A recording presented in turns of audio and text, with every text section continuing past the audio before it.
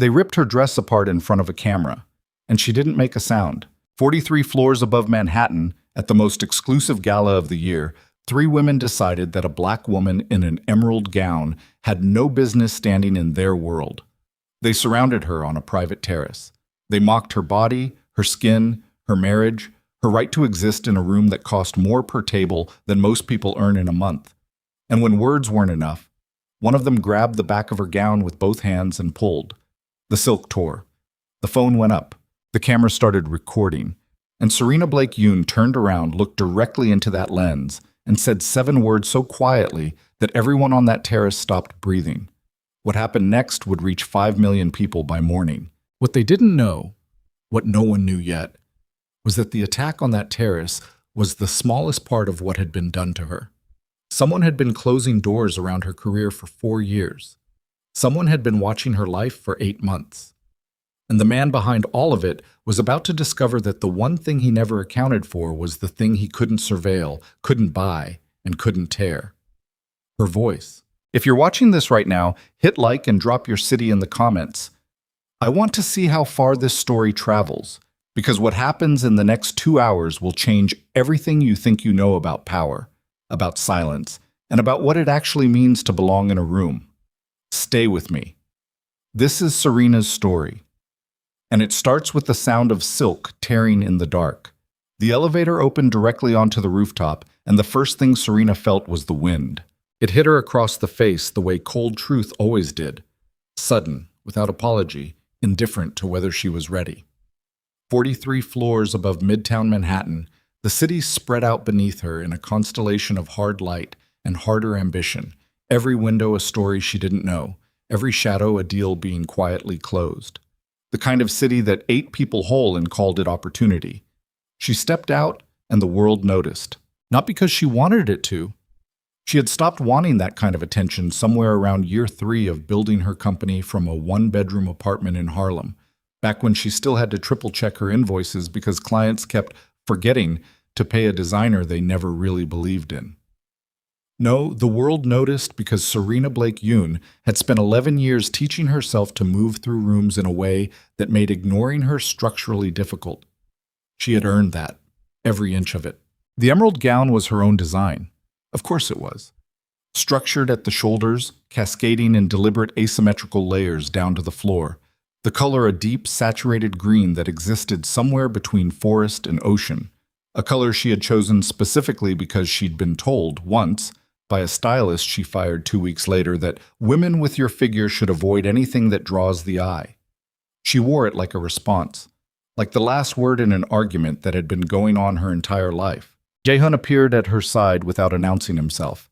He had a talent for that, materializing in exactly the place she needed him, silent as smoke, steady as stone. He was wearing a charcoal suit that probably cost more than most people's monthly rent, but he wore it the way he wore everything. Like it was the least interesting thing about him. His face was calm, in the particular way of a man who had learned very early that visible emotion was a resource, and resources were not wasted. "You're doing the thing," he said quietly. "What thing?" "The thing where you smile at everyone and mean it for exactly none of them." She exhaled through her nose. Not quite a laugh. "I mean it for some of them." "Name one." She scanned the rooftop, the white linen tables draped in orchids, the discreet waitstaff moving like trained weather systems, the clusters of New York's most carefully curated elite arranged in configurations that looked social but were entirely strategic. She recognized senators, hedge fund managers, 2 fashion editors who had once published a trend piece that used the phrase approachable glamour in a way that made her stomach turn.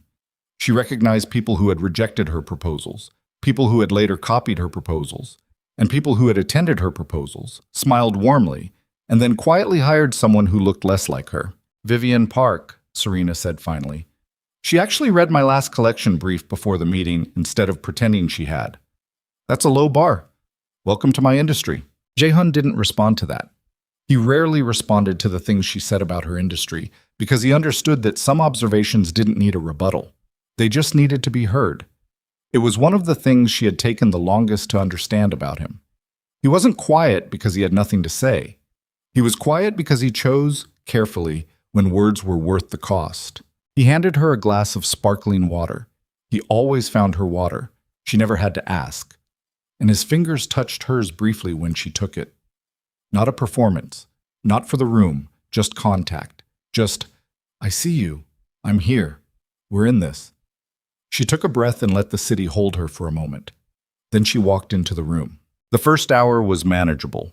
Serena had developed over the years a kind of internal architecture for events like this, a structure she built inside herself before walking through any door where she might be the only one who looked like her.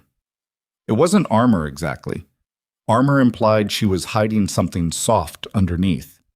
It was more like a posture, a way of standing in her own bones that made each individual slight slide off the surface before it could find purchase. She talked business with a developer named Marcus Chen, who was genuinely interested in commissioning her for a hotel lobby redesign on the west side. She complimented the host's collection of mid-century furniture with enough specificity that the host, a pale, thin woman named Cornelia Ashworth, who smelled of Chanel and old money, actually blinked in surprise, as if she hadn't expected Serena to know what a Wagner shell chair was. Serena noted the surprise and filed it away in the specific folder in her mind, labeled things I will never say out loud, but will never forget. She found Vivian Park near the bar, and they talked for 20 minutes about the structural problems with current luxury branding, about the way inclusive had become a marketing word hollowed of actual meaning, about the particular exhaustion of being a woman in a creative field who was expected to be grateful for the seats that were offered rather than angry about the seats that had been withheld. Vivian was Korean American, sharp, and carried her own particular set of invisible weights. They understood each other in the specific way of people who have navigated the same minefields through different entrances. "You look incredible tonight," Vivian said, and she said it the way a person says something they actually mean, rather than something they are performing. "Thank you." Serena ran a hand along the side of the gown. "I've been saving this one." "For what?" Serena smiled. "I don't know yet. Maybe just for existing." She excused herself around 9:30, when her heels had stopped being beautiful objects and started being instruments of slow torture, and when the conversations had begun cycling back to the same careful nothing they always eventually reached. She slipped through the glass doors at the far end of the rooftop, out onto a private terrace that jutted from the building like an afterthought, a narrow stone balcony with a wrought iron railing and a view of the city that made you feel briefly like the whole thing might actually mean something. She needed 3 minutes. Just 3 minutes of not performing.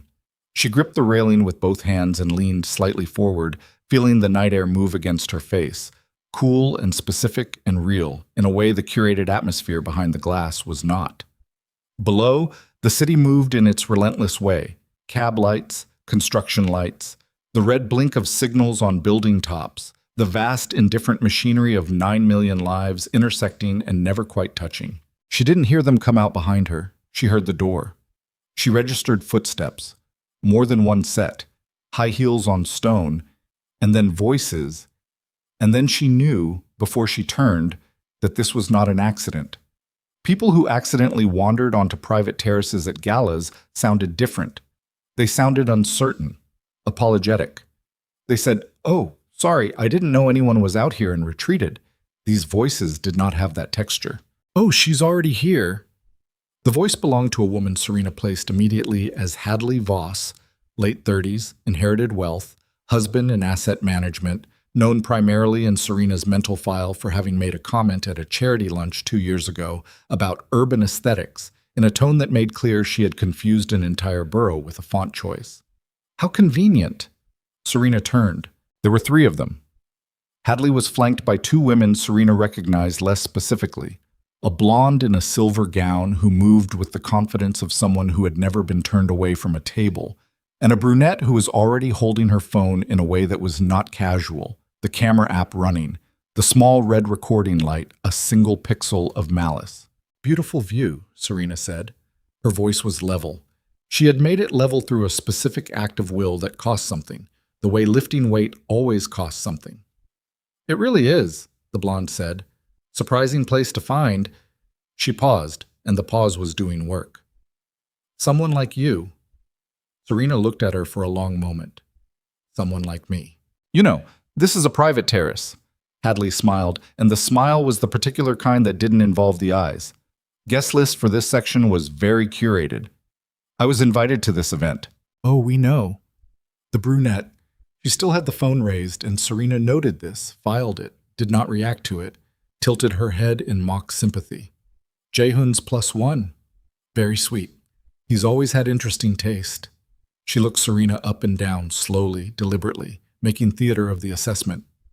In some things, the air on the terrace changed. It was the same wind, the same city below, the same stone beneath her heels. But something in the molecular composition of the moment had shifted, and Serena felt it in her chest before she felt it anywhere else, that particular settling of weight that came when she realized what was actually happening. Not rudeness, not thoughtlessness, intention. These three women had followed her out here. They had prepared something. That gown, Hadley said, circling slightly to the left in a move that Serena recognized as an attempt at physical positioning. What is that supposed to be? It's supposed to be a gown, Serena said. It's very ambitious. The blonde laughed, a bright, brittle sound. For the figure, there it was. Serena had heard variations of this her entire life.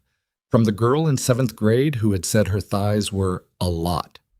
From the college roommate who had said she was brave for wearing a swimsuit to the beach. From the magazine editor who had told her, with a smile nearly identical to Hadley's, that her brand was wonderful, but perhaps not quite right for our readership. She had a whole museum of these moments inside her, collected over decades, curated more thoroughly than any gallery she had ever designed.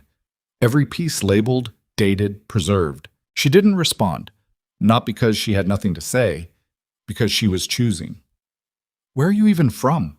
the brunette said, and the way she said it contained multitudes.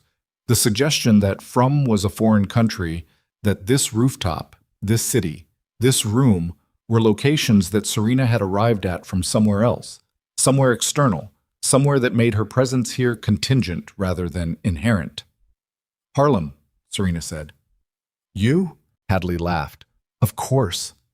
She exchanged a look with the blonde, quick, conspiratorial, the look of people who believe they are invisible when they are only unobserved. You know what I find interesting? Jaehoon has all these qualifications he looks for in a business partner: intelligence, presentation, pedigree. But apparently the wife gets a different rubric. The word wife came out of Hadley's mouth with something extra attached to it, a subtle inflation of disbelief, as if the word were a category error when applied to the person standing in front of her. Serena set down her glass on the stone railing, carefully, deliberately. She turned to face all three of them fully. "I'm going to go back inside," she said. She moved toward the door. She never made it. Hadley moved fast, faster than cruelty usually moved, in Serena's experience, because cruelty usually preferred to operate slowly, to savor its work. But Hadley grabbed the back of the emerald gown with both hands, and the sound of tearing silk was sharp and horrible in the night air, a sound like something biological being damaged, and the cold hit Serena's back immediately, and for one fraction of a second everything stopped. Then the brunette laughed. Then Serena heard the phone camera click. She stood very still. The city continued below her. 43 floors down, cabs moved through intersections, lights changed, 9 million people went about the business of their ordinary Thursday night. Up here, on this stone terrace, a woman stood in the ruins of something she had designed herself, with wind on her exposed back and a phone in her face, and 3 women watching to see what she would do. Her hands were shaking. She noticed this the way you notice a small, unexpected sound, registering it, acknowledging it, refusing to let it determine anything. Her jaw was tight. There was a heat behind her eyes that she had specific experience controlling, and she controlled it now, the same way she had controlled it in boardrooms and boutiques and industry lunches and 100 other places where showing emotion had felt like handing someone a weapon. She turned around. Slowly. She faced the camera directly. She looked at the red recording light. She looked at the brunette's face behind the phone. The slightly open mouth, the anticipation of collapse, the hungry waiting for her to break into the pieces they had decided she was made of. She looked at the phone for a long moment. Then she said very quietly, so quietly that it was almost below the sound of the wind, "Thank you for recording this." The smiles faltered. One of them, The blonde made a small sound, not quite a word. And behind the glass doors, which none of them had thought to check, the silhouette of a man in a charcoal suit turned from the bar and set down his glass and was already moving. The door opened without drama. No slam, no theatrical entrance. Jae-hoon-yoon stepped onto the terrace the way water finds a crack in stone, quietly, inevitably, with a patience that made the outcome feel like it had already been decided some time ago. He didn't rush. He didn't need to.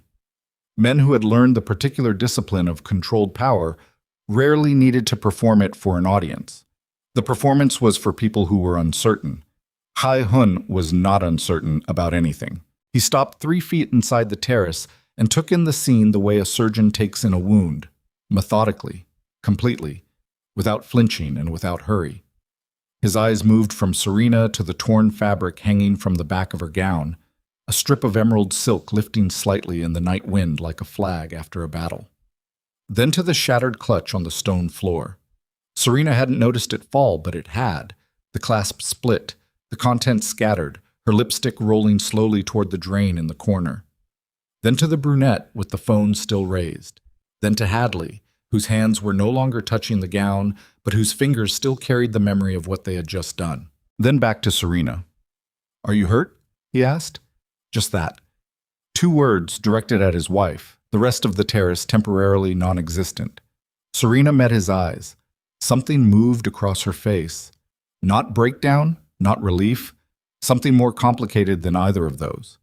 The particular expression of a person who has been handling something alone and has just been seen doing it. "No," she said. Her voice was steady.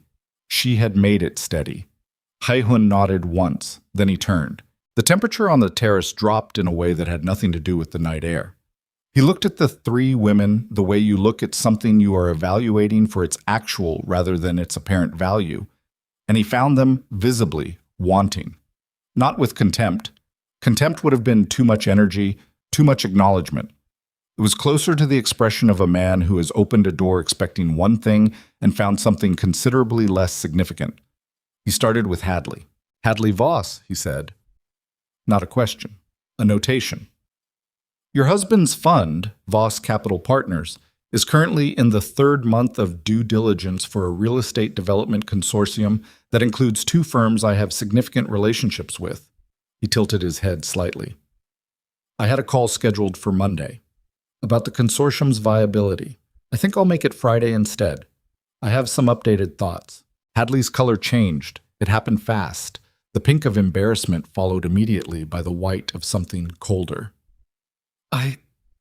That has nothing to do with, I know." He said it simply, as if agreeing with something she hadn't quite managed to say. Then he shifted his attention to the blonde. Serena watched.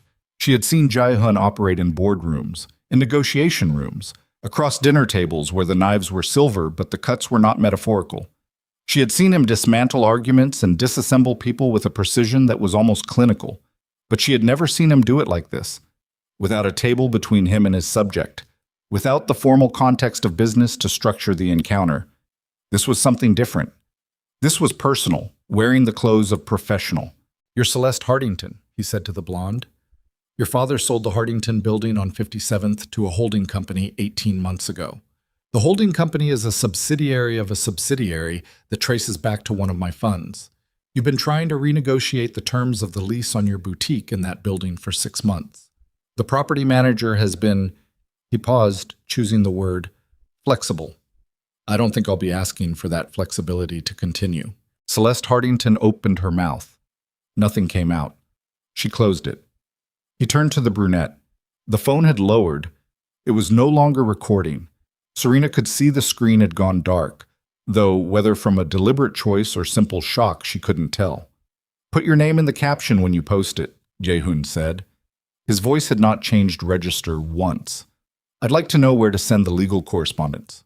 The brunette, she finally introduced herself, in the involuntary way of someone whose composure has just been surgically removed.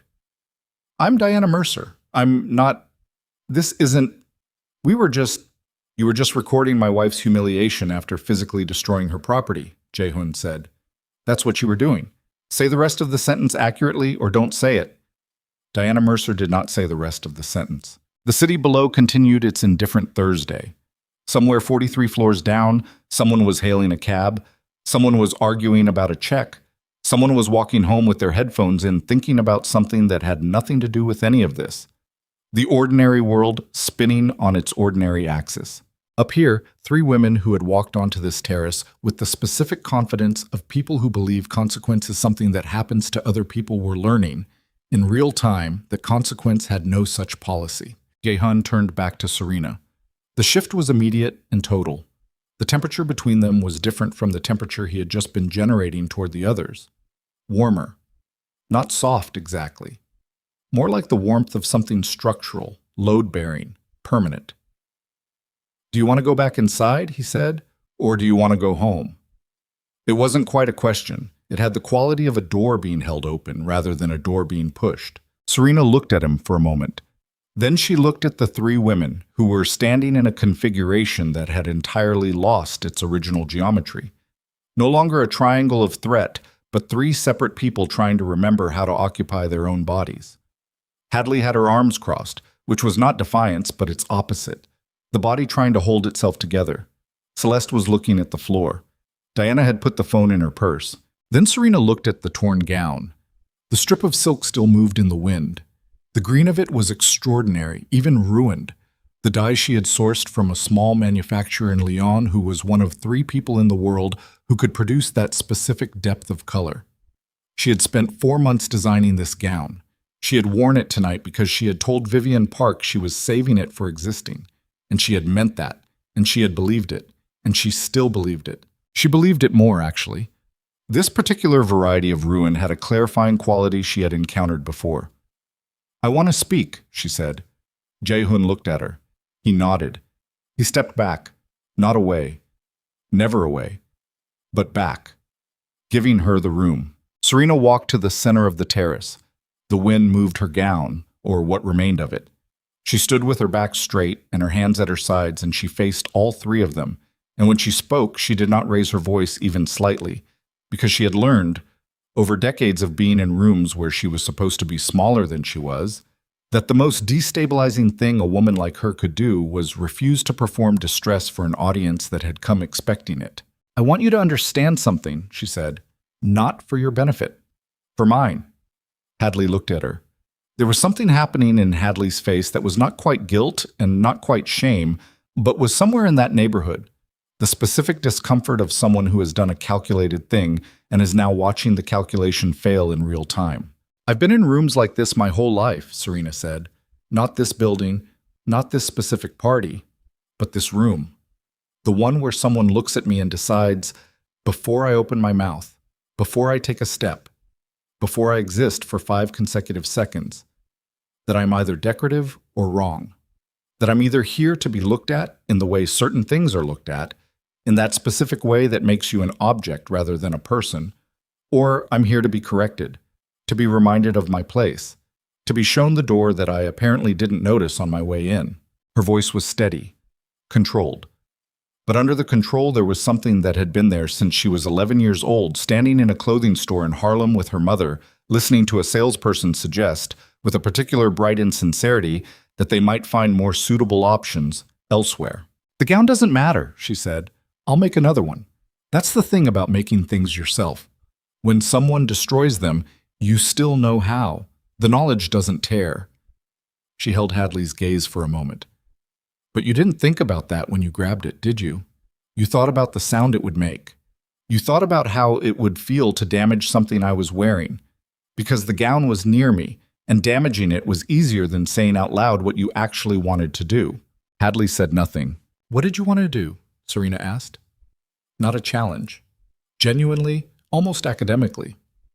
"What was the outcome you were hoping for? Did you want me to cry? Did you want me to leave?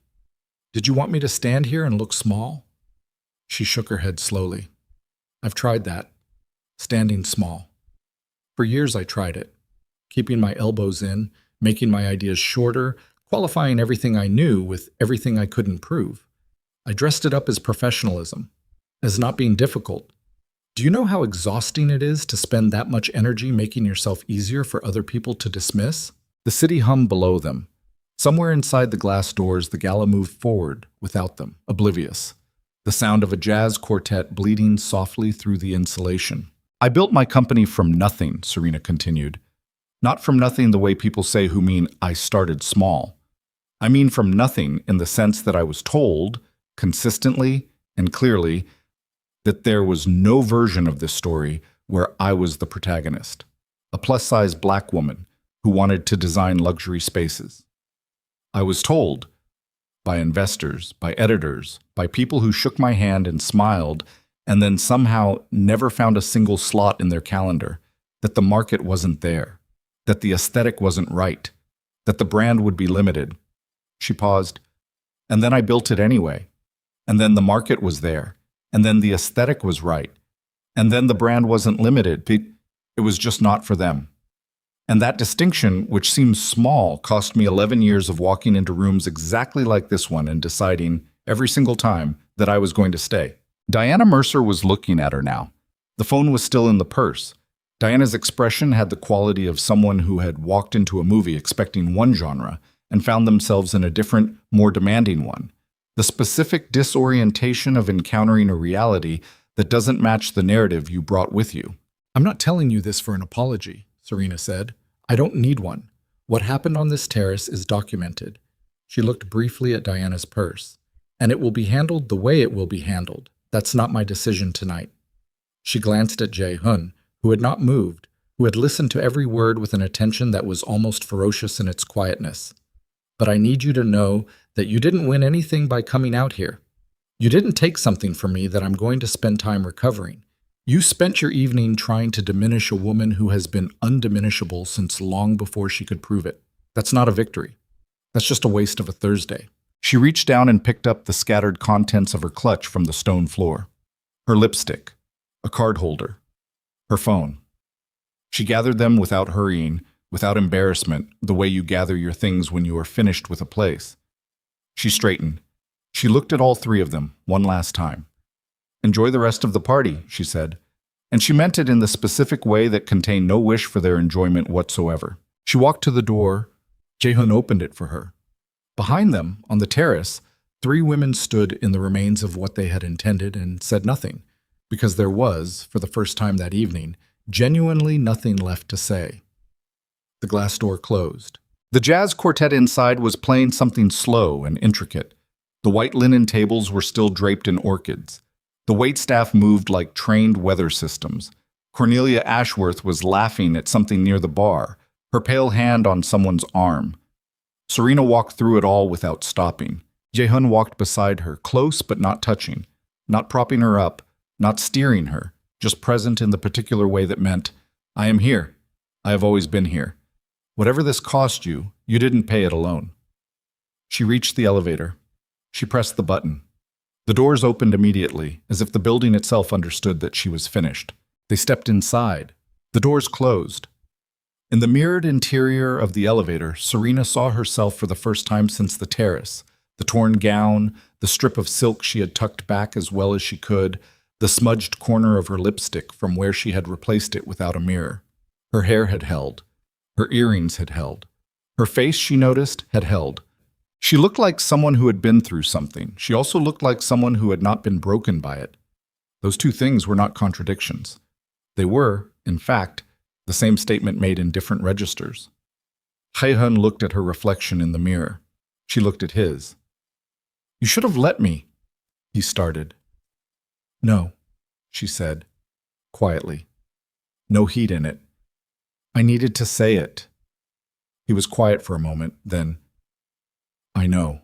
The elevator descended. 30 floors, 20. The city came closer. Below them, whatever Jae-hun was going to set in motion was already beginning. She could feel it the way you feel a weather system before it arrives. The particular atmospheric pressure of a man who operates in large and invisible ways making a decision. She didn't ask him to stop. She also didn't ask him to hurry. But as the elevator reached the lobby and the doors opened onto the marble entrance of the building, Serena's phone buzzed in her clutch. She looked at the screen.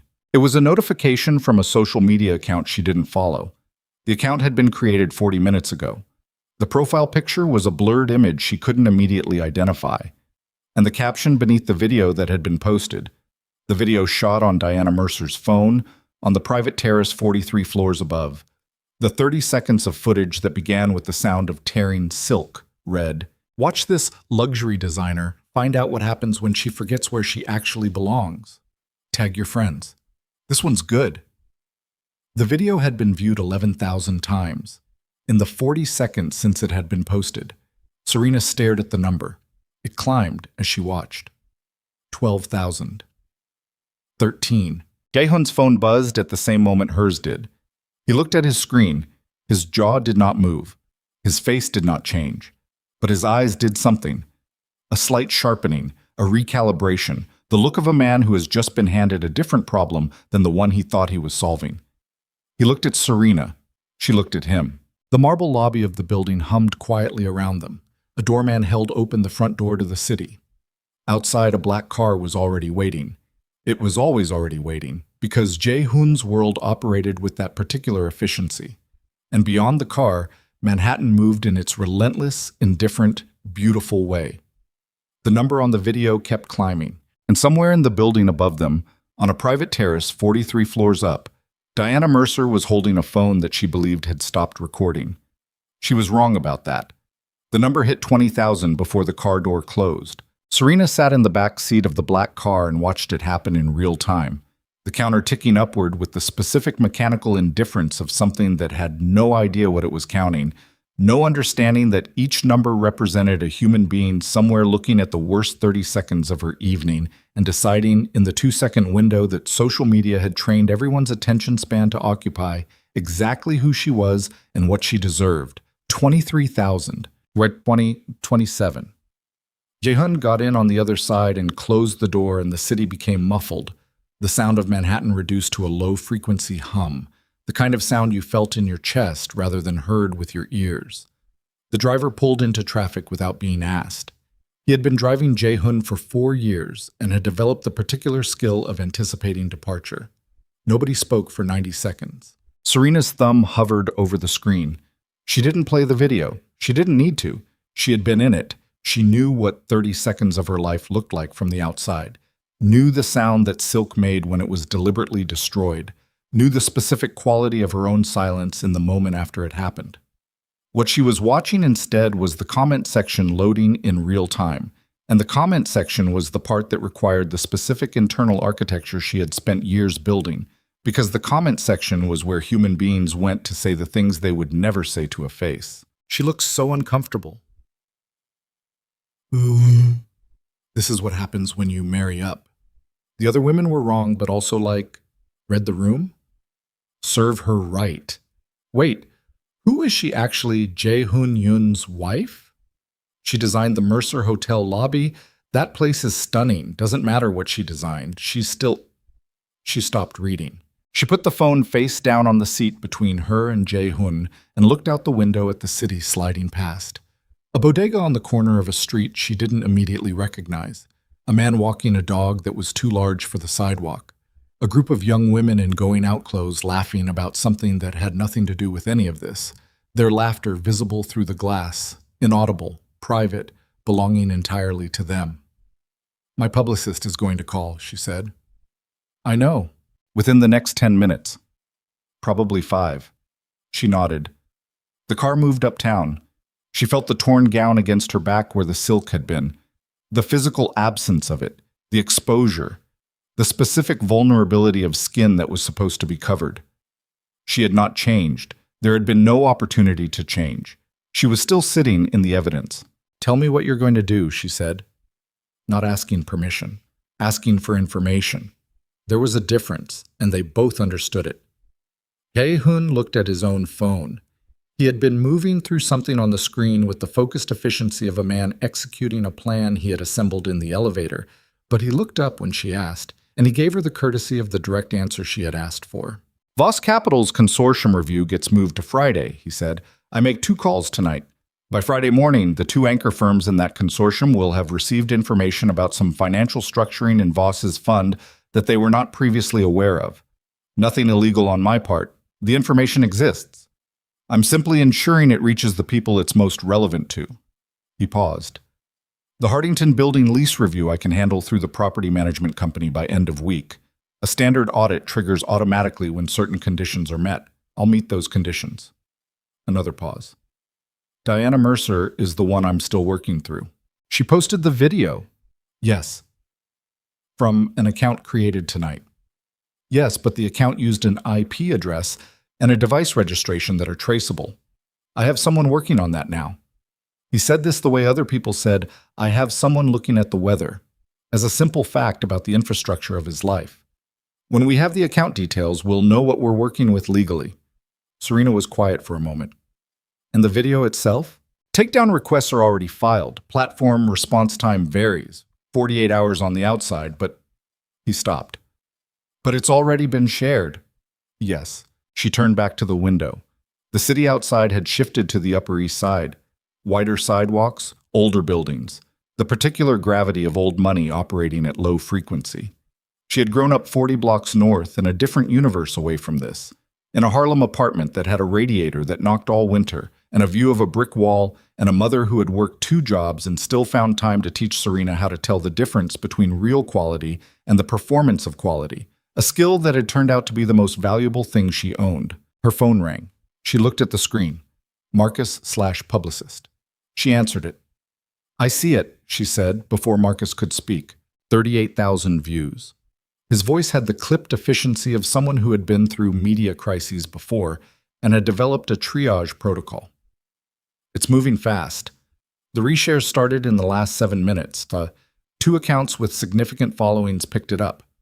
One has 2.1 million followers, fashion space. One has 890,000, general entertainment. Both accounts are in the business of, he searched for the word, call it content.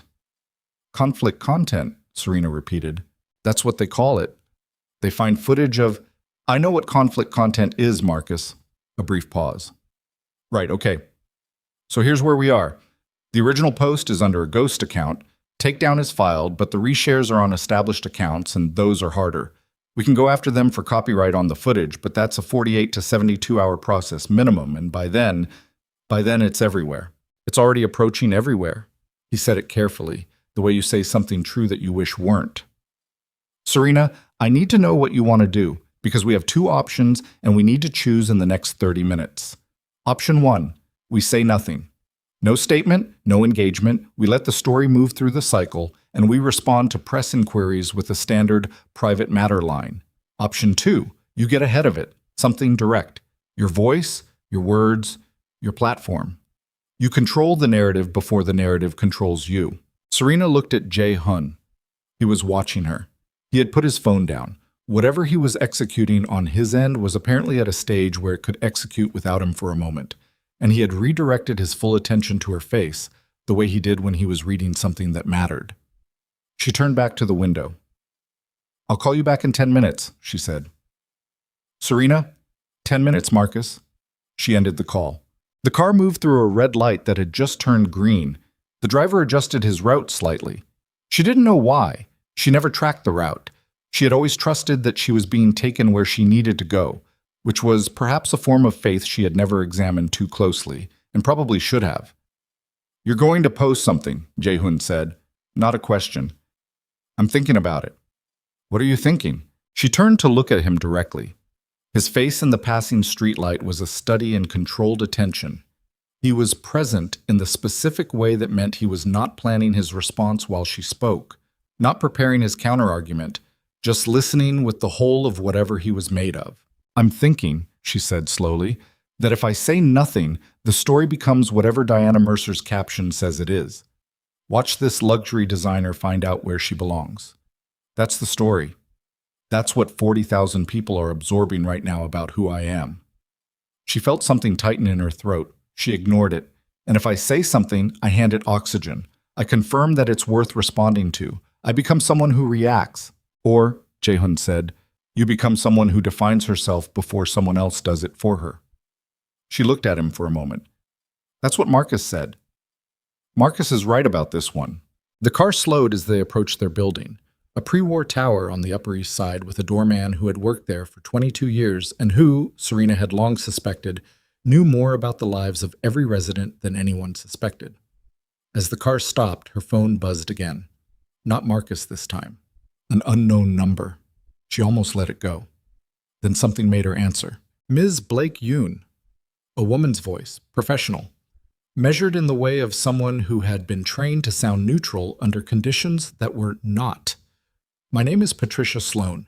I'm the executive editor at the Tribune's Lifestyle Desk. I'm reaching out because we'd like to give you the opportunity to speak before we publish. Serena went very still. Publish what? We've obtained a statement from a source who was present at the Ashworth Gala tonight. The statement characterizes the incident on the terrace as Patricia Sloan paused in the way of someone choosing their phrasing carefully, which meant the phrasing she had chosen was not the worst version of what the source had actually said. A confrontation initiated by your husband's intervention, in which he made threatening remarks to several guests, resulting in significant distress. For a moment, Serena couldn't locate language. She sat in the back of the parked car with the engine still running and the doorman visible through the windshield, and she felt the specific vertiginous quality of a reality being actively rewritten while she was still standing in it. That's not what happened, she said. I understand, which is why I'm calling you. Who is the source? I'm not able to. Which one of them is it? Not a question. The specific flatness of someone who has just done math in real time and arrived at an answer. Hadley Voss or Celeste Hardington. A silence on the line that was itself an answer. We go to press at 7 a.m., Patricia Sloan said. If you'd like to provide a statement, Serena ended the call. She sat for 3 seconds with the phone in her hand, and the city outside the window and the engine humming, and the doorman still waiting, and Jae-hun watching her from 18 inches away with an expression that had gone from controlled attention to something sharper and less controlled. Which one? He said. I don't know, maybe both. She opened the car door. We need to go upstairs. The apartment was on the 21st floor, and it looked the way her work always looked. Which was to say, it looked like someone had thought about every element of how human beings actually inhabit space and then made those elements as beautiful as the function would allow. The living room had floor-to-ceiling windows that faced south, and at this hour, the city through those windows was a thing of genuine and complicated beauty, the kind of beauty that required ignoring certain realities in order to appreciate it fully, which was perhaps true of all beauty. Serena changed out of the torn gown in the bedroom. She did it methodically, unzipping what remained, stepping out of it, hanging it carefully on a wooden hanger rather than dropping it on the floor, because dropping it would have felt like agreeing with what had been done to it. She changed into a cotton shirt and sweatpants and stood in the bathroom for 45 seconds, looking at her own face in the mirror over the sink. And what she saw there was a woman who was tired in a way that sleep didn't fix. The specific exhaustion of someone who had been doing a particular kind of labor for so long that it had become invisible even to herself. She washed off her makeup. She took out her earrings. She looked at herself without the architecture of the evening. She was still there. That was something. When she came back to the living room, Jae-hun was on the phone. He held up one finger, the universal signal for one moment. But something in the quality of his posture had changed. He was standing at the window with his back half turned to her, his voice too low to hear distinctly. And there was a tension in his shoulders that was different from his usual tension, which was controlled and purposeful. This tension was reactive. She had not seen that in him before, or had not seen it often enough to recognize it immediately, which meant something had happened in the 7 minutes she had been in the bedroom. He ended the call, turned around. Sit down, he said. I don't want to sit down. He looked at her for a moment. Then he seemed to decide something. The Tribune has the video, not the social media clip. A second video, different angle, clearer audio, taken by someone else on the terrace. Serena stared at him. There were only 5 people on that terrace. I know. 5. Hadley, Celeste, Diana, you, and me. I know. So one of them had a second phone. Or... She stopped. Something was assembling itself in her mind, something she didn't want to finish building because of where it was going. Jae-hun, why does the Tribune have a cleaner version of the video than the one Diana posted? He held her gaze. Because the video Diana posted was the version she had. The Tribune has the version someone else captured, someone with better equipment, and a different reason for being there. The room was very quiet. Outside, the city continued its beautiful and indifferent business. 58,000 views? 61. The number somewhere on her phone, climbing without mercy, each digit a stranger deciding something about her life. "Who?" she said. Yehun's jaw moved slightly. "I'm still verifying." "That's not what I asked." "Serena, who had a reason to be on that terrace with recording equipment before any of this happened?" Her voice had not risen. It had done the opposite. It had dropped, become very precise, the way a blade is precise when it is very sharp. "Who knew we would be at the Ashworth Gala tonight? Who knew which terrace I would go to when I needed a moment alone?" She watched his face. She watched something move across it. Not guilt, not exactly, but the specific expression of a man who is holding information that he has been holding for longer than this conversation. "How long have you known someone was watching us?" The silence that followed lasted long enough to become its own answer. And then Jae-hoon, who had spent the entire evening being the steadiest thing in every room he occupied, sat down on the edge of the couch and put his hands together and said nothing. And in his silence, Serena heard something she had never heard from him before. The sound of a man who had run out of ways to protect someone from the truth. "Tell me," Serena said. Her voice came out steady. She didn't know how. Her hand on the phone was not steady. The tremor was back, worse than before, and she pressed the phone harder against her ear to hide it from no one in particular, because she was alone in her grip on it, and that was exactly the problem. Judge Miriam Cole did not preamble. It was, Serena would later think, the thing she most respected about her.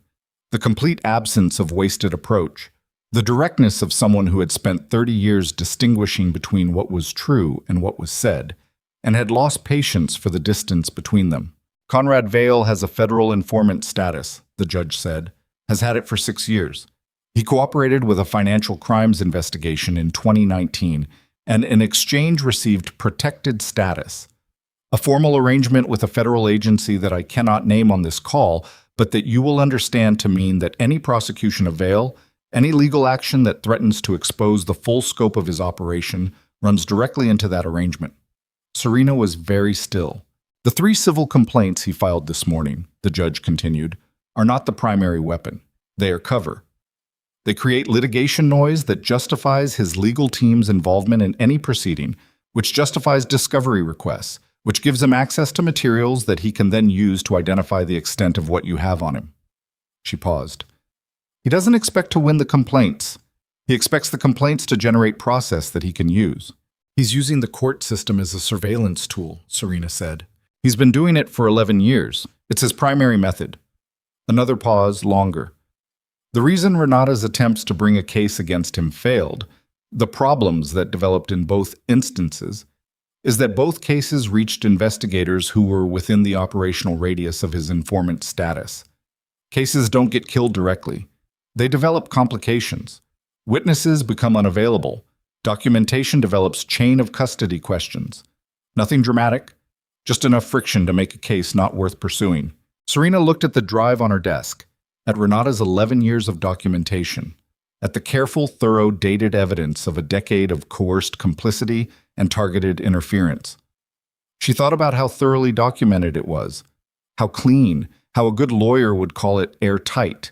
She thought about what airtight meant when the container had a hole you couldn't see. "You know about this because you were one of the judges who had a case reach you," she said. A silence that was itself an answer. 3 years ago, the judge said, a financial fraud case that had Vale's operation in its peripheral scope. Not the primary subject, peripheral. A footnote. And that footnote developed a problem before I could bring it into the main body of the case. Her voice was very controlled. The control of someone who has been angry about something for a long time and has had to carry that anger in a container that didn't leak. I stepped down from the bench 8 months later. The reasons I gave publicly were personal. The actual reason was that I had become aware that continuing to occupy that bench meant continuing to be in a position where certain cases would be routed to me specifically because of what my rulings were predicted to be. I was being used as a clean surface. "And you're telling me this because what you're doing this afternoon," the judge said, cannot go through legal proceedings. Not initially. Not until the informant status is formally challenged, which requires a specific process that takes time we don't currently have. The drive Renata gave you, it's real, it's thorough, and through normal legal channels, it will be buried inside 6 months. Maybe sooner. A pause. But you have 4.7 million people watching you. And the informant status, the arrangement itself, that is a matter of public interest that no federal privilege actually covers for public disclosure. I cannot be the source, but I can tell you that it exists, and I can tell you where to look. Where? Serena said. The 2019 cooperation agreement was part of a proceeding that was sealed. But the existence of the proceeding, not its contents, its existence, was referenced in a public docket filing in the Southern District. Case number is something I cannot give you on this call, but a financial journalist named Cassidy Roan at the Tribune wrote a piece in March of 2020 that referenced a sealed cooperation agreement in the Financial Crimes Division without identifying the cooperant. She got close enough that the piece was killed after the first edition. The first edition still exists in physical archive. Tribune, March 14th, 2020. Serena grabbed a pen.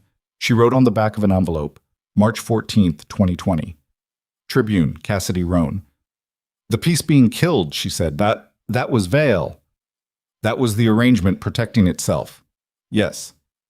And Cassidy Roan, still at the Tribune, still has her notes. A pause. Whether she'll talk to you is her decision. I can't make it for her. But she knows what she found, and she knows why it disappeared, and she has been waiting, in the way that certain journalists wait, for a moment when the conditions changed enough that the finding could survive. You think I'm that moment. I think 4.7 million people watching you in real time is a different condition than a sealed docket and a killed article. Another pause. I also think Conrad Vale understands that, which is why his legal team filed a complaint this morning and why he offered you a resolution that required you to disappear. He is not afraid of the courts. He has made his peace with the courts. He is afraid of a different kind of attention. Serena closed her eyes for 2 seconds, opened them. Thank you, she said. Don't thank me, Judge Cole said. Thank me by being accurate, by not overstating what you have, because overstating it gives his team a surface to attack. Say what is true. Say exactly what is true and nothing beyond it. Let the truth be the thing that moves. The line went dead. Serena set the phone down. She sat for 3 seconds in the silence of her office with the city 7 floors below, and the clock at 12:58, and the afternoon assembling itself around her like a structure she was building in real time, without drawings, without a model, with only the materials at hand and the understanding of load and light that she had spent 11 years developing. Then she stood up and opened the office door. Marcus, she said. He looked up from his station outside. I need you to find Cassidy Roan at the Tribune, right now. Tell her I have something she's been waiting for. Use those words exactly. He nodded without asking questions. This was one of his best qualities. And get Helena on the phone when she's 5 minutes out. She paused. And order food, actual food, something that doesn't come in a bag. We're going to be here until 2:15, and no one has eaten anything. She went back inside. Jaehun was looking at her. Yara was looking at her. Both of them had the specific quality of people who had been in a room while someone received information that changed the shape of everything, and who had watched the change happen in real time without knowing its content. There's more, she said. She told them. She watched Jaehun absorb the informant status. Watched his face do the thing. Not the sharpening this time, something different. Something that was closer to the expression of a man who has been playing chess and has just understood that the game had an extra dimension he hadn't been accounting for, that the board extended beyond the edges he'd been watching. That's why the documents couldn't have worked, he said, even if I'd kept them. The arrangement would have made any legal proceeding using them complicated at best. Yes. He was quiet. I made the decision to cross those lines to get documents that couldn't have been used anyway. You made it to protect me, she said, with what you knew at the time. That's not the same as it being the right decision. No, it's not. She held his gaze. But it's the accurate account, and the accurate account is what we're working with. The food arrived at 1:14. Helena Park arrived at 1:19, moving through the office door with a leather bag over one shoulder and the expression of someone who has been briefed by phone and is already 2 steps into the problem. She was 50, Korean American, with close-cropped hair and the specific physical economy of someone who had stopped performing preparedness years ago and now simply was it. She sat down. She looked at the drive, the laptop, the envelope with Serena's handwritten notes, the legal complaint Marcus had printed and left on the corner of the desk. "Walk me through everything," she said. "Fast. In order." Serena walked her through it.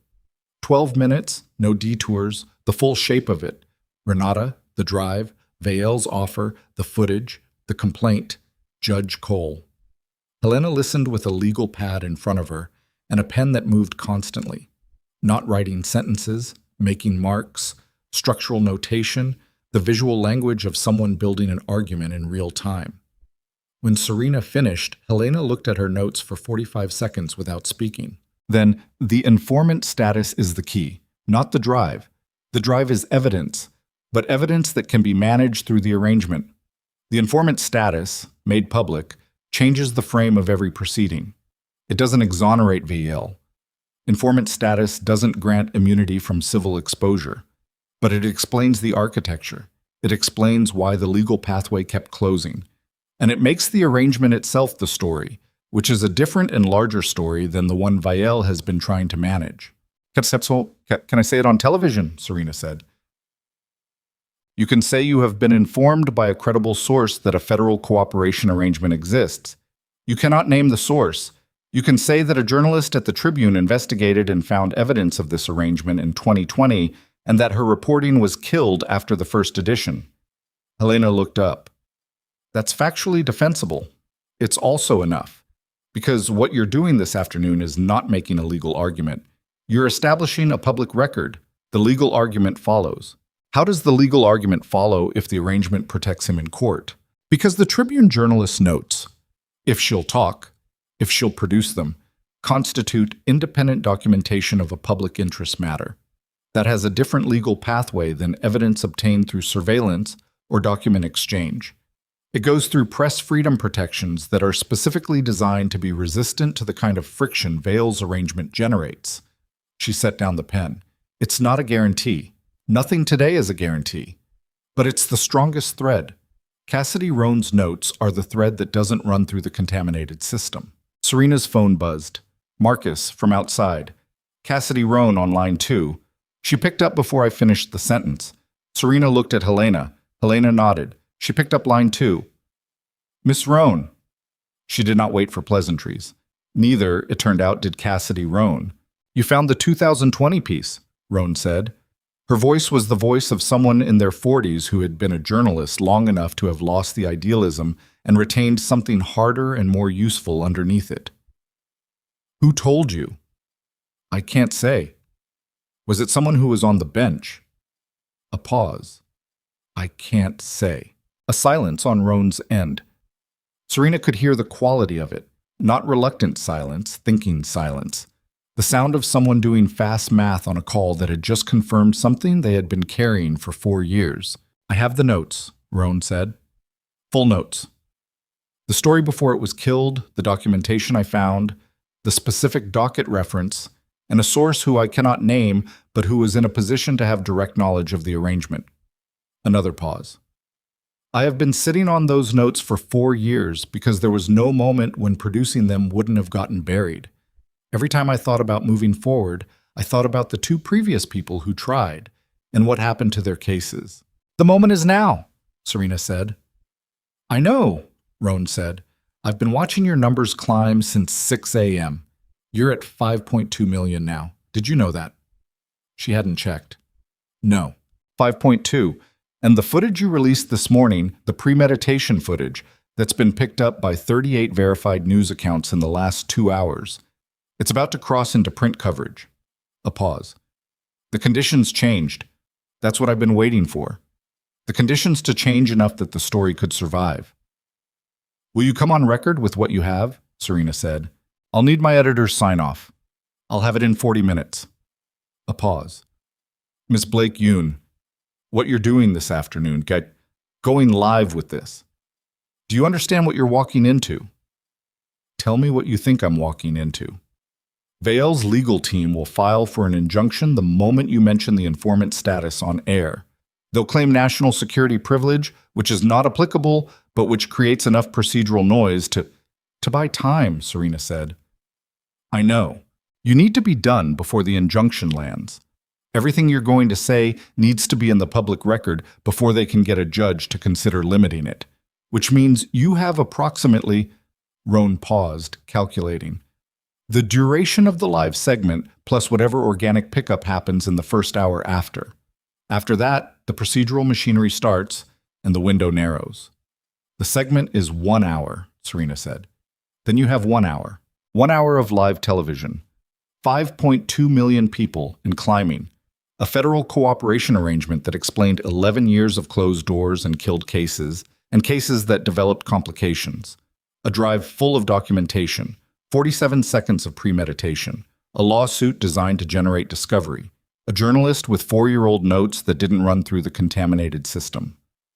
1 hour. She thought about the emerald gown in the closet of her apartment, the torn strip she had folded and placed on the shelf rather than throwing away. She thought about the sound it had made when Hadley Voss grabbed it, the specific, sharp biological sound of something being damaged that was not designed to be damaged. She thought about what she had told the camera in the 7 seconds of silence after it happened. Thank you for recording this. She hadn't known, in that moment, what she was thanking. She had meant it as the truest possible form of defiance, the refusal to flinch from being seen. But it had also been, without her knowing it, the opening line of something larger, the beginning of a public record that was now 5.2 million people wide and growing. Ms. Roan, she said, get your editor's sign-off, then come to my office. Bring the notes. She ended the call. She looked at the clock. 1:29. 46 minutes before the car. She stood up from the desk. She walked to the window. She looked at the city in the early afternoon light, the scaffolding and the glass and the light moving through both. The honest light of a day that was not done with her yet, and that she was not done with. Behind her she heard Jae-hun stand. She heard him cross the room. He stopped beside her, not touching, not crowding, just standing beside in the way he had promised to stand, in the way that was keeping its promise despite everything the morning had cost him and was still going to cost him. The segment is 1 hour, she said. I know. I'm going in without a script. I know. When it airs, when I start talking about the arrangement, about Vail, about the 14 interventions, his legal team moves. It's going to be fast and it's going to be loud and it's going to be aimed at both of us. I know. She turned to look at his profile. The city lit him from in front now. Daytime light, no flattery in it, just the honest illumination of a Thursday afternoon that had become something neither of them had planned for and that both of them were inside completely.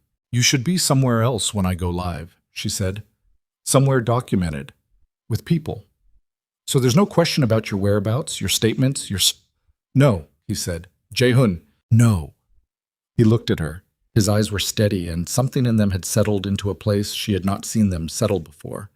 Not the controlled steadiness of the man who managed every room he walked into, but something underneath that. The steadiness of someone who has stopped managing and started simply being somewhere. I'll be in the green room, off camera, available if you need me, invisible if you don't. He paused. Beside, not in front. She looked at him for a moment. Okay, she said. Marcus knocked. Car is ready when you are. Helena says 10 more minutes on the legal review. Cassidy Roan just texted. Her editor approved. She's on her way. Serena turned from the window. She looked at the room, at the drive on her desk, at Yara still in the chair by the door, with the quiet resilience of someone who had shown up when she didn't have to, at Helena Park's legal pad covered in structural notation, at the remains of food that had been eaten fast and without attention, at the morning's evidence assembled on every surface like the materials of a building not yet built but fully designed. She picked up the drive. She put it in her bag. She picked up the envelope with Judge Cole's information. She put it in her bag. She picked up the legal complaint Marcus had printed. She looked at it for 3 seconds. At Jae-hun's name at the top of the defendant list, at Vail's attorney's name at the bottom, at the specific careful language of a document built not to win, but to create process. She put that in her bag too. She was almost to the door when her phone buzzed one more time. She looked at the screen, a text from a number she didn't recognize. A different number than any of the morning's numbers. A local area code. The text contained no words, just an image. A photograph she had never seen before of herself. Not from last night, not from the terrace, not from any moment she recognized. A photograph of her on a street she walked every morning from the subway to her office, taken from an elevated angle, shot with a long lens, time-stamped from 3 weeks ago. And beneath it, in the message field, one line of text. "We've been watching longer than 8 months." She stared at the image. The city was on the other side of the window, and she was 46 minutes from a car and 3 hours from a live segment, and 5.3 million people were watching her numbers climb. And somewhere outside this building, on the streets she walked every day, in the ordinary morning geography of her life, something had been watching her with a patience and a thoroughness that 8 months hadn't been the beginning of. She put the phone in her bag. She looked at Jae-hoon. His eyes were already on hers. He had not seen the text, but he had seen her face read it, and his face had done something that she had no name for, something that lived beneath all the categories she had built for his expressions over 5 years of learning the geography of him. She took one breath.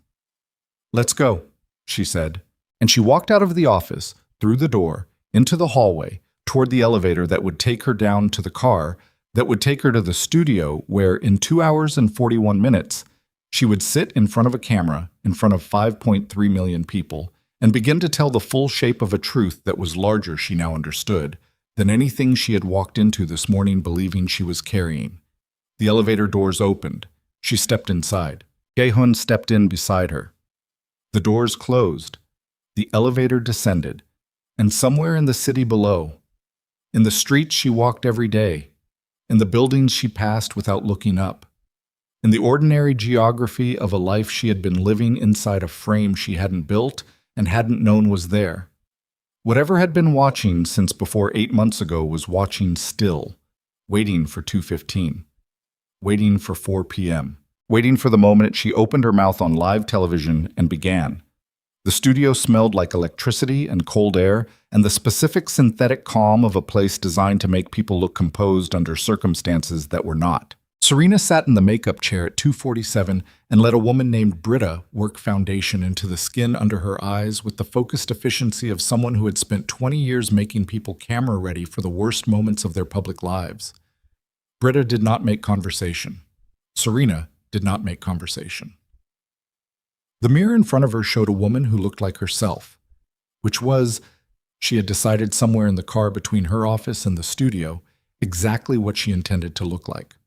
Not the gala version, not the managed version, the actual version with the actual cost of the last 18 hours visible in the specific quality of her eyes, which no amount of foundation was going to change and which she did not want changed. Marcus was outside the green room running interference with the segment producer, a man named Greg, who had been trying, with decreasing success, to get Serena's talking points for 40 minutes. Helena was on her phone in the corner, one finger in her ear, monitoring the legal landscape in real time. She had a contact at the Southern District who was tracking whether Vael's team had moved for the injunction yet. They had not, as of 2:51. Helena believed they were waiting, timing the filing to land during the segment rather than before it, to generate the on-air drama of a legal action being announced while Serena was speaking. Helena had prepared her for this. If they announce the injunction during the segment, you keep talking. An injunction filing is not an injunction granted. You keep talking until someone in that studio physically intervenes, and no one in that studio is going to physically intervene on live television. Jae-hoon was in the green room down the hall.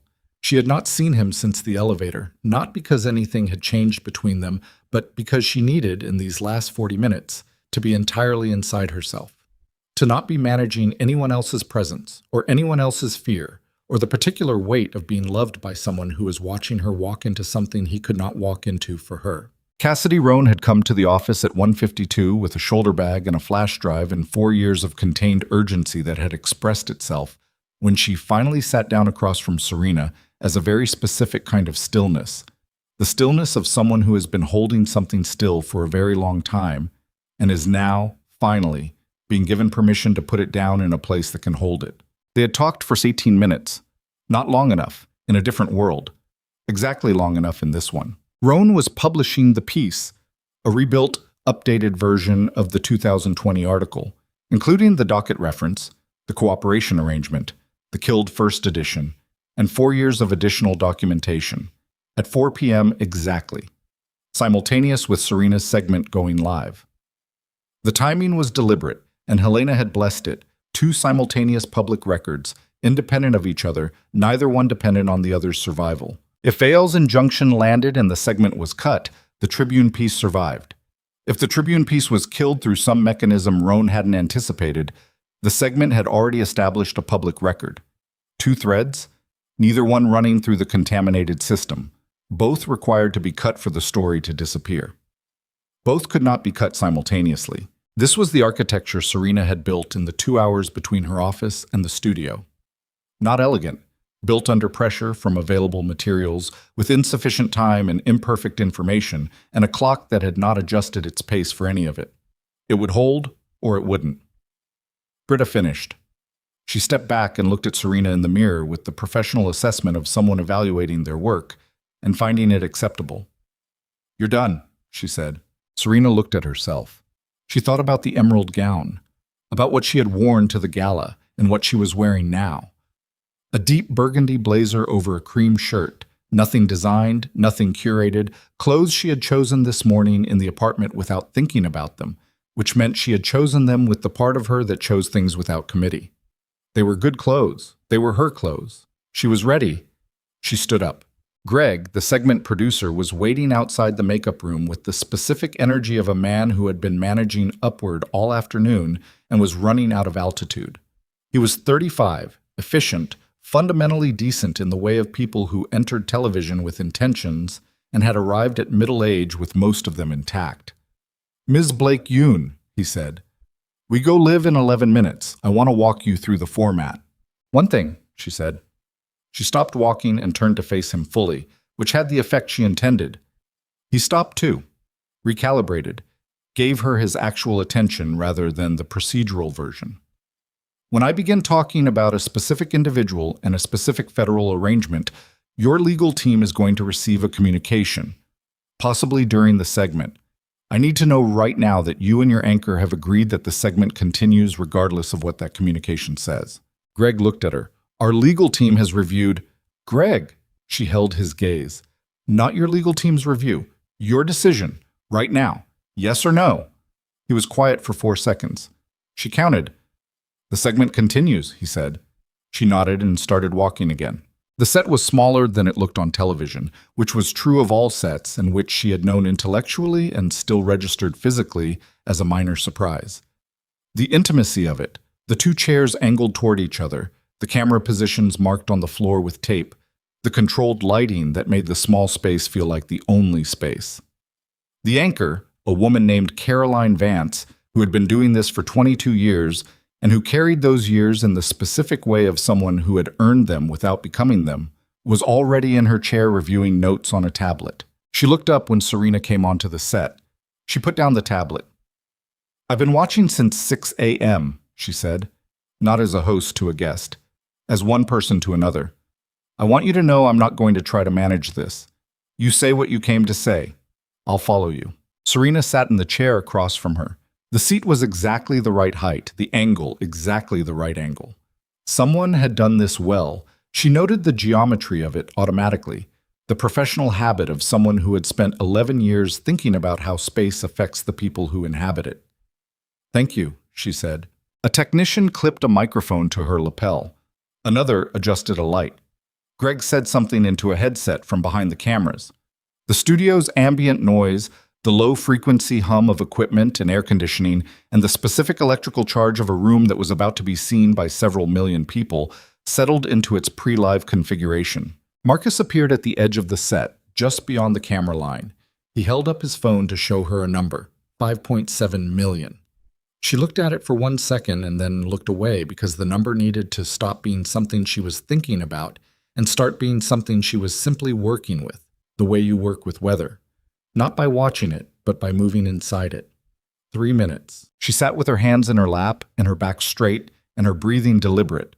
Not the performance of calm, but the actual practice of it, the specific discipline of bringing the breath to a pace that the body can follow, that the voice can follow, that thought can follow. She thought about her mother in the Harlem apartment with the knocking radiator and the view of a brick wall and the 2 jobs and the teaching that never stopped. She thought about the 7th grade girl and the word lot applied to her thighs like a measurement. She thought about 11 years of building something in a space that had not wanted to hold it, that had been actively, architecturally engineered not to hold it, and how she had built it anyway, room by room, material by material, the knowledge intact even when the product was torn. She thought about Renata Volsch's hands. She thought about Yara Ose standing outside her building for 40 minutes trying to decide. She thought about Judge Cole's voice. Say what is true. Say exactly what is true and nothing beyond it. Let the truth be the thing that moves. 1 minute. Caroline Vance looked at her across the small, charged space between their chairs. She nodded once. Not reassurance, acknowledgement. I'm here. I'm ready. Begin. The floor director counted down with his fingers. 5, 4, 3, 2, 1. The red light on the primary camera went live, and Serena Blake Yoon opened her mouth and began. She started with the commission, not the terrace, the commission from 4 years ago, the rejection letter, the careful professional language of a closed door, the way she had read it twice and filed it and moved on because moving on was the only direction she had ever had available. She told it plainly, without performance, in the same voice she had used at midnight in the voice memo.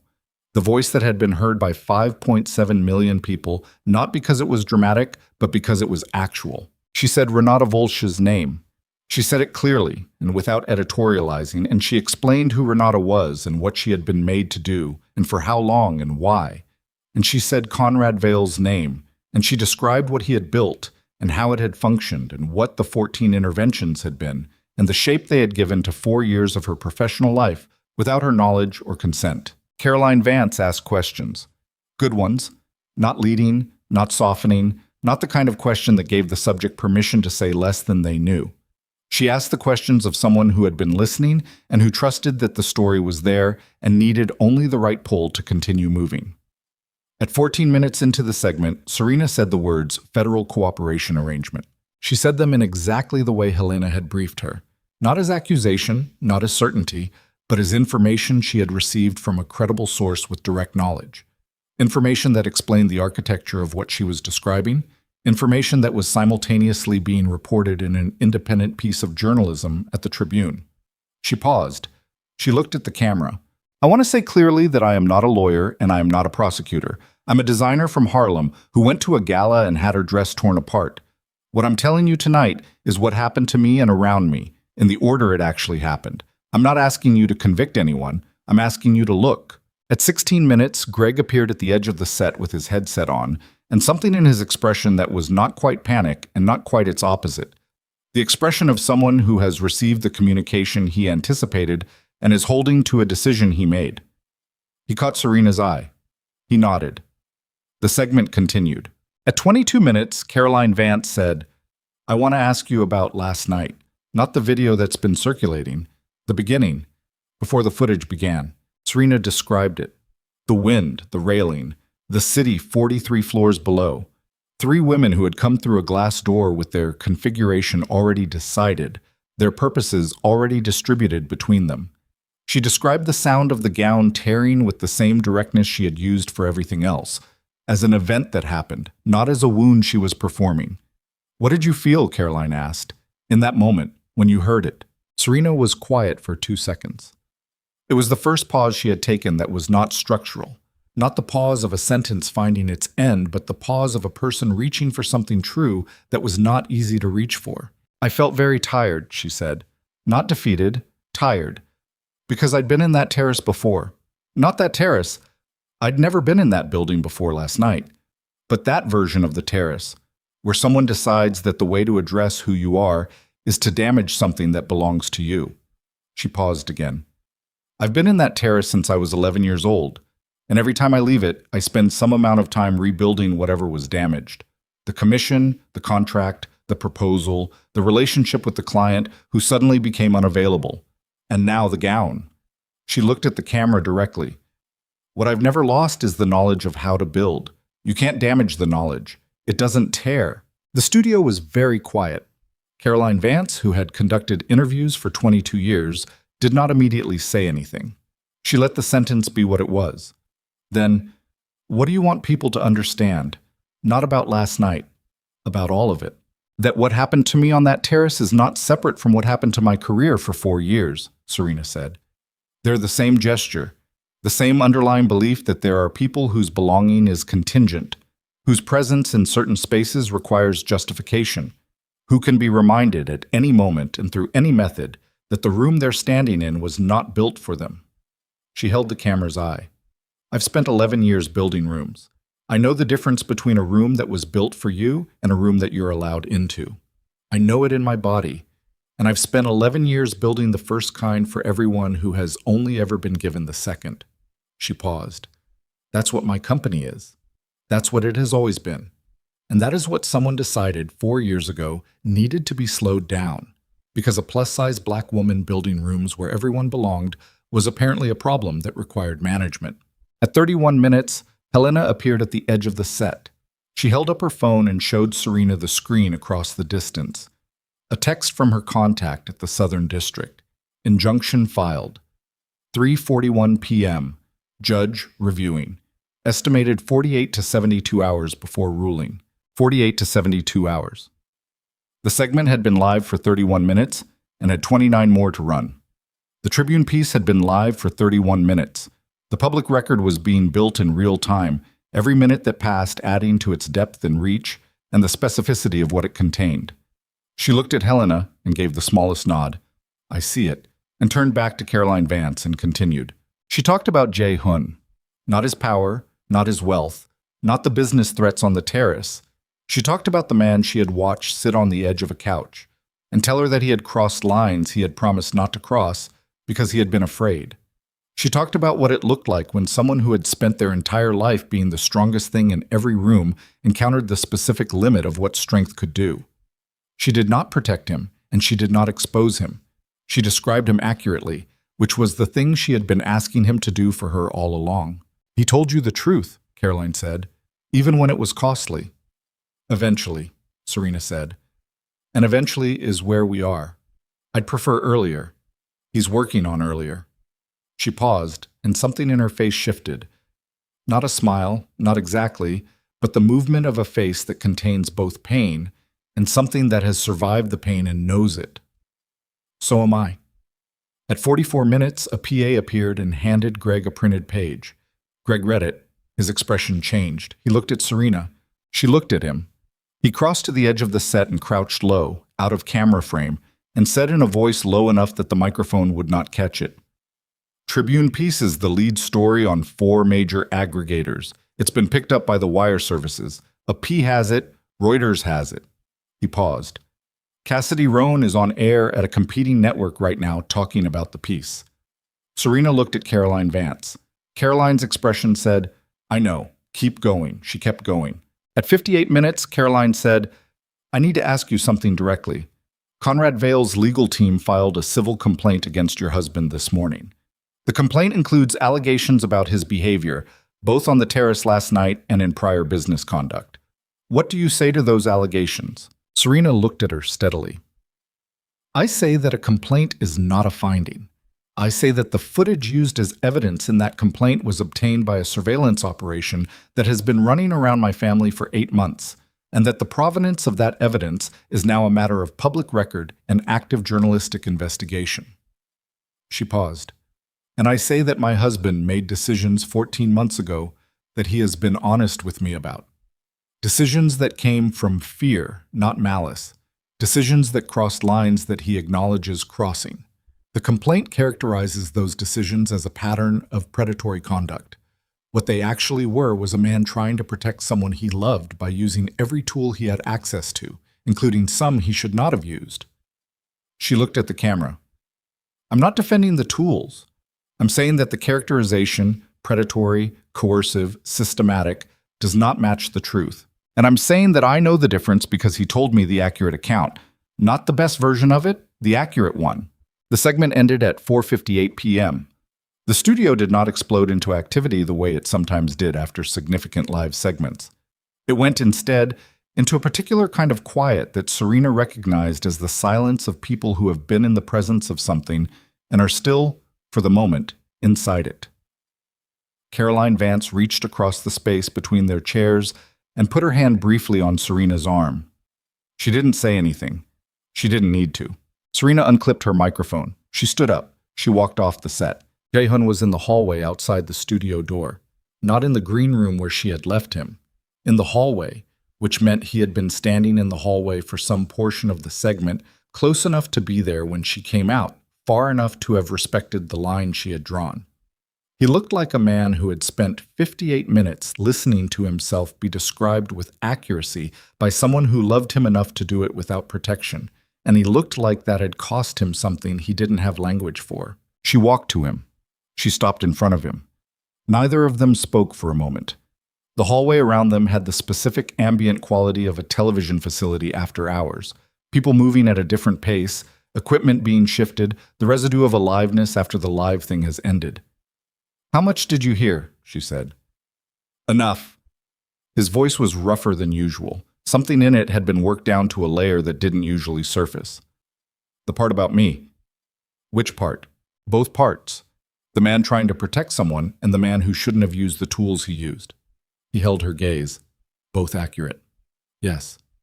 "I've been standing in this hallway," he said, "thinking about what it cost you to say that accurately. On camera. In front of..." He stopped. 5.7 million was the last number Marcus showed me. "It'll be more now." "I know." He was quiet for a moment. "Serena, I need to say something to you that I don't..." He stopped again. "I don't have practice saying. Say it anyway." He looked at her in the hallway with the residual electricity of the studio behind her and the evening light coming through a window at the end of the hall and the city outside that window going about its relentless business. "I'm sorry," he said. "Not for loving you the way I love you, not for what I was trying to do, but for the way I did it. For the 8 months, for the 14 interventions I didn't know about and couldn't prevent but didn't tell you to watch for treating your safety like something I could carry alone." He paused. "I'm sorry for the version of protection that looks like control." She looked at him. She felt the weight of it. The real weight, not the weight she was willing to perform for anyone, the weight that lived in the chest and the jaw and the specific place behind the eyes where the things that cost most were stored. "I know," she said, "and I believe you mean it. But meaning it and doing it differently are separate skills, and you're going to have to develop the second one." She held his gaze. "I'll help. Because that's also what equal looks like." He was quiet, then, very quietly. "Okay." They stood in the hallway together. Then Marcus appeared from around the corner, moving at a pace that was not running, but was one decision away from it, his phone in his hand and his expression at the specific register that she had learned meant significant news delivered with managed urgency. "The Tribune piece," he said. "It's been picked up by the wire services, which you know, but in the last 20 minutes, 3 members of the Senate Finance Committee have issued statements, all 3 calling for a formal inquiry into the cooperation arrangement." He looked at his phone. "And Renata Volsch has given an interview. To the AP, on record, full account." He looked up. She didn't wait. Serena thought about Renata, about the left hand on the table, the fingers moving, about 63 years old and tired of saying yes to things that required saying no. "Good," she said. "There's more." Marcus paused. "Hadley Voss released a statement through her attorney 30 minutes ago. The statement acknowledges that the behavior on the terrace was, and this is her attorney's language, inappropriate and regrettable, and expresses a willingness to engage in mediated resolution." He lowered the phone slightly. "Celeste Hardington's attorney has made a similar communication, privately to Helena, not publicly." A pause. "Diana Mercer has deactivated all her social media accounts." Serena absorbed this without expression. She had anticipated versions of it, the retreat of people who had made a calculation and were now recalculating in light of new information. It was not satisfaction she felt. It was something more neutral and more durable than satisfaction. The specific quality of watching a thing land where the physics always said it would land. And Vale, she said. Marcus took a breath. His legal team has gone quiet. The civil complaint is still active, but his attorneys have not made public statements. His personal accounts, he has limited public presence, but what exists has been inactive since approximately 3 p.m. He paused. My contact at the Tribune says Cassidy Roan is working on a follow-up piece that will name the specific agency in the cooperation arrangement. That piece goes to legal review tonight and publishes tomorrow morning. Can Roan be protected in the meantime? Helena is coordinating with her editor on that. The Tribune has its own legal department, and this is squarely within their territory. She nodded. The hallway held them. The studio was behind them, the evening city ahead, and between the two a specific threshold of before and after that she was standing precisely on. She thought about everything that had not yet resolved. Vile was not finished. A man who had operated for 11 years did not become finished in one afternoon. The injunction was pending. The civil complaint was active. The cooperation arrangement would not be unwound by a Tribune piece and 3 senators in a single evening. That would take time and process and the specific grinding patience of institutional accountability, which was slow and imperfect and the only mechanism that actually worked. Jaehoon's crossed lines were documented. The second party's records would have a process of their own. There would be proceedings, disclosures, the particular cost of having done something on the edge of legal when the edge becomes the subject. He would pay it. She had accepted that. He had accepted that. The Whitmore Commission was real, and the letter was in her bag, and that was a door opening, and she had learned in the last 36 hours that doors opened and closed by mechanisms she sometimes couldn't see, which meant she would hold the Whitmore Commission with the gratitude it deserved and the wariness it required. Nothing was finished, but the shape of things had changed, and the shape of things was where everything began. She looked at Marcus. "Go home," she said. "It's been an 18-hour day. I have 3 more calls. Marcus," she held his gaze, "go home." He looked at her for a moment, then something in him released. Some load-bearing tension that had been present since last night, since before last night, that found permission in the 2 words and let itself down. "Okay," he said. He pocketed his phone. He looked at Jaehoon, then at Serena, with the expression of someone who has been in the foxhole and is now being told the night shift is covered. "Call me if anything. Go." He went. She and Jaehoon stood in the hallway. "I want to show you something," she said. He waited. "When we get home. The gown, the one from last night. I put the torn strip on the shelf. I want you to see it." He looked at her. "Why?" "Because it's still green," she said. The dye held. "Whoever makes the next one, I'm thinking about the color differently now. The same color, but with something added, something in the construction that accounts for—" She paused, searching for the word. "Not the tearing. For the fact of the tearing. For the way something can be damaged and the color still holds." He was quiet for a moment. "You're going to design something from last night." "I design rooms," she said. "I design things people live inside. Last night is now something I've lived inside. So, yes." She started walking toward the exit. Eventually, he walked beside her. The exit led to a side door, and the side door led to the street. And the street was an ordinary Manhattan street in the early evening, the light at the particular angle of late October afternoons that made the city look like a thing someone had built rather than a thing that had grown. All its choices visible, all its compromises visible, the scaffolding and the glass and the light moving through both. The car was waiting. The same driver, the same black car, the same patient efficiency of a man who had been doing this for 4 years and understood that his job was to be there when needed and invisible when not. They got in. The door closed. Manhattan moved past the windows. She looked at the city, at the version of it she could see from inside this car on this street at this hour, which was one angle of an infinite thing, one frame of a story too large to see whole. She thought about the voice memo she had recorded at midnight, in the kitchen, standing at the counter. About the specific quality of her voice in that recording, unmanaged, actual, the thing itself rather than the thing's presentation. She thought about 5.7 million people who had listened to it and the specific mystery of what they had heard in it that made them stay. She thought they had heard the tiredness, not as weakness, as evidence. Evidence that she had been somewhere and come back from it and was going somewhere again. And the tiredness was the proof of the distance, and the proof of the distance was somehow the thing that made the next step visible. "Are you all right?" Jae-hoon said. Beside her, close, the warmth of him available, but not imposed. She thought about the question honestly. "Not entirely," she said. "Not yet." She leaned her head back against the seat. "But I know where I am. I know what's true and what isn't. I know what I built and what was built around it and the difference between the two." She looked at the city going past. "That's the most all right I've ever been." He reached across the seat. He touched her hand, not taking it, just contact, the same contact from last night on the way into the gala. Just, "I see you. I'm here. We're in this." She turned her palm up and let his hand stay. The car moved uptown.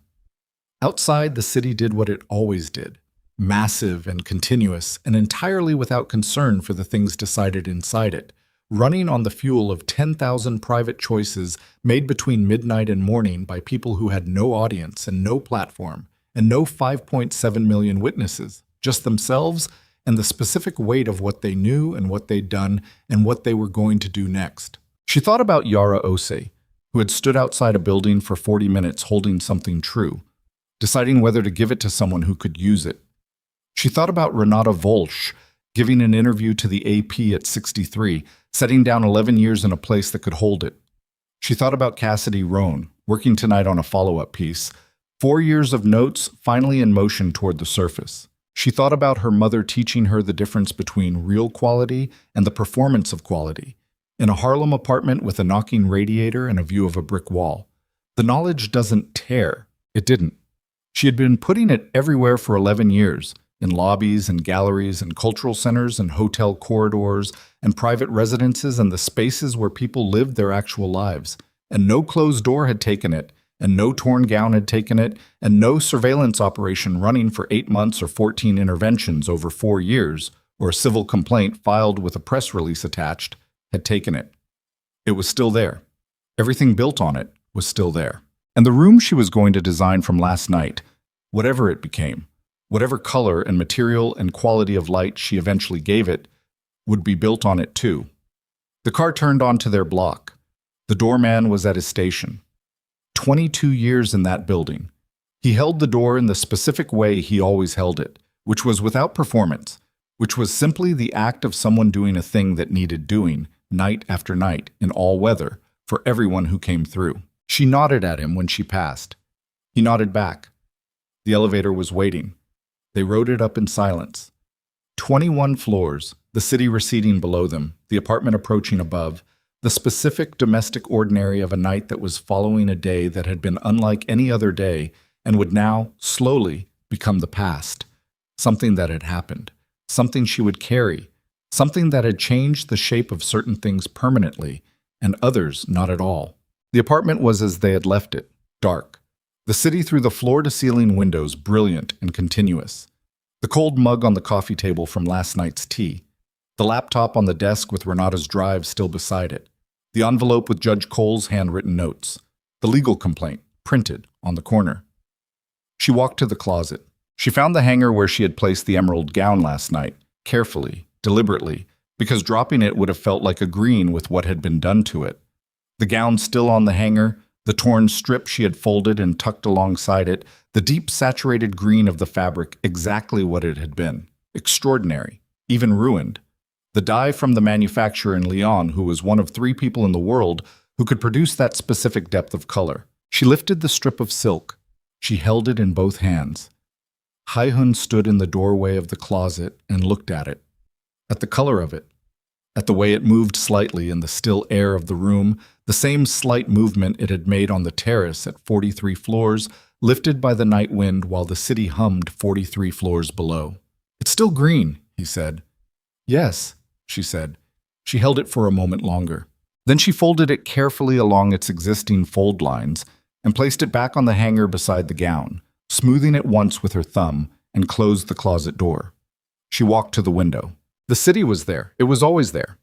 Brilliant and indifferent and beautiful in the specific way of things, too large to be anything else. The way they hold everything without choosing, without curating, without deciding which of the 10,000 private choices made inside them tonight were worth remembering. She had made her choices. They had cost what they cost. She was still here. She was still, in every sense that mattered, green. Behind her, Jae-hoon moved. She heard him cross the room. She felt him stop beside her, not touching, not crowding, just present in the way he had promised to be present, which was the only promise she had asked him to make, and the only one she needed him to keep. They stood at the window.